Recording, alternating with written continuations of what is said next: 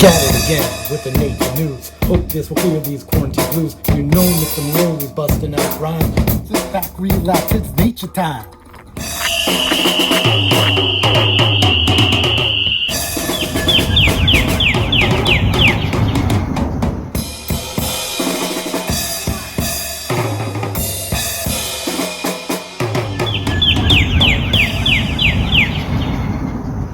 Hey, what's up everybody? Did you recognize that bird? This was submitted by Mr. Hall. It was one of our featured birds on March 30th. It is a northern cardinal. They're still singing up a storm. Another bird that has just returned, I just heard it today for the first time, is a black-throated green warbler. Here's a listen. It sounds to me like it's saying, I am a black-throated green, which helps me remember what bird it is. These birds are often heard singing from high up in the canopy. While the black-throated green warblers are just now returning to begin their nesting, these geese in Miss Zito's pond have 8 goslings. Moving on to extremely cool insects, Mr. Hall had this blister beetle crawling in his yard. Lucky for him, he did not touch it because blister beetles exude a juice that if you touch it causes blisters on your skin. Speaking of cool arthropods, check out this huge millipede Mr. Tyler found. Mr. Kelson was amazed at these apparently walking sticks, which turn out to be caddisfly larvae that glue the sticks together to form a protective casing around themselves. And in the reptile world, we had some sightings of garter snakes this week. Mackenzie L. found this garter snake. Maybe it's looking for those frogs that she had sent last week that were mating in her pond. And Mr. Kelson's son caught this beast of a garter snake and released it. Here's a picture that Mr. DeFrancesco took of the flower moon, which is the May moon. As we know, April showers bring May flowers, and there were a lot of flowers this week. This one is sessile-leaved bellwort. This one is painted trillium, closely related to the red trillium I showed you last week. This is a wild strawberry plant. This one is called gold thread. You can see the golden root that I pulled out. It's laying there on the leaf.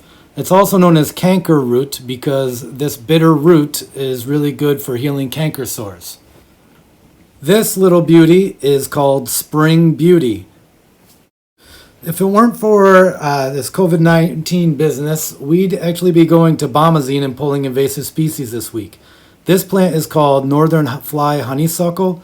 It is not an invasive species, but its relatives, other types of non-native honeysuckles are, and those are the main plants that we pull during Bombazine. This is called leafy spurge. It's another invasive species. This one is called ground ivy, also known as creeping Charlie, and this also is considered invasive. You probably have it on your lawn. This one, a lot of people plant in their garden, is called periwinkle. It's a beautiful flower, but also invasive. Speaking of gardens, Hope noticed that these 2 different patches of rhubarb are growing a little bit differently. One of them, the one on the left, is growing in the sun. The one on the right is growing in a more shaded area, and Hope noticed that there's some different coloring happening there, and the ones on the left also seem to be a little bit more developed. I noticed a similar thing happening with the tulips in the town of Castleton. This tulip picture is from Emily, but in Castleton, the tulips on the north side of the street were flowering, and the tulips on the south side of the street were not flowering yet. The north side of the street receives more sun from the south, and the south side of the street is more shaded. Emily also sent this picture of her lilacs, which are getting ready to bloom. And Scarlett had this picture of forsythias, which I've been seeing those flowering now for the last 2 weeks. Those big, beautiful yellow bushes that you see. Okay, now we're going to talk about some edible wild plants. These are not edible wild plants. These are poisonous, but it's important to know what the poisonous lookalikes are if you're going to eat stuff. These are blue flag iris, and they look a lot like cattails, which I showed you last week. You might notice that the stems are flattened at the base, whereas the cattail stems are rounded at the base, and you often see the old stalks from the cattails with the fluff on them.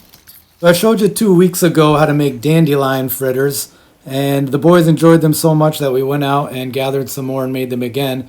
Here I'm going to show you another thing that you can make. Luca, what do you have there? Grass. And what do you want to cook? I cook these nettles. Okay. Now many of us have been stung by stinging nettles. Did it hurt? No.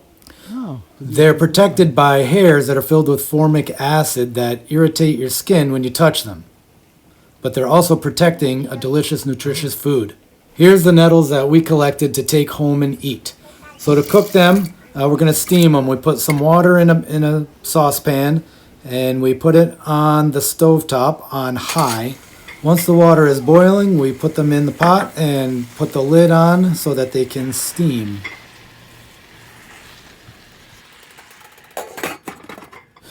The plants cook down quite a bit, like when you're cooking fresh spinach. Now, I like to throw in a little bit of butter and some salt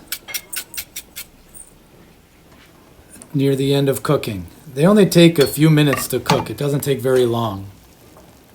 So you're going to remove the greens from the liquid that's left over, but don't throw that away. In my opinion, that's the best part, and it's highly nutritious.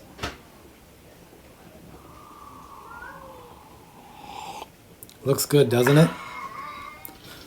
You don't have to take my word for it. We'll let the kids be the judge. They've never tasted nettles before, and they've not rehearsed. I love that. There you go. Luca loves it. And that concludes this week's Nature News. Continue to send me photos and videos of cool things you find. In case you missed it, here are the results from our spring photo competition.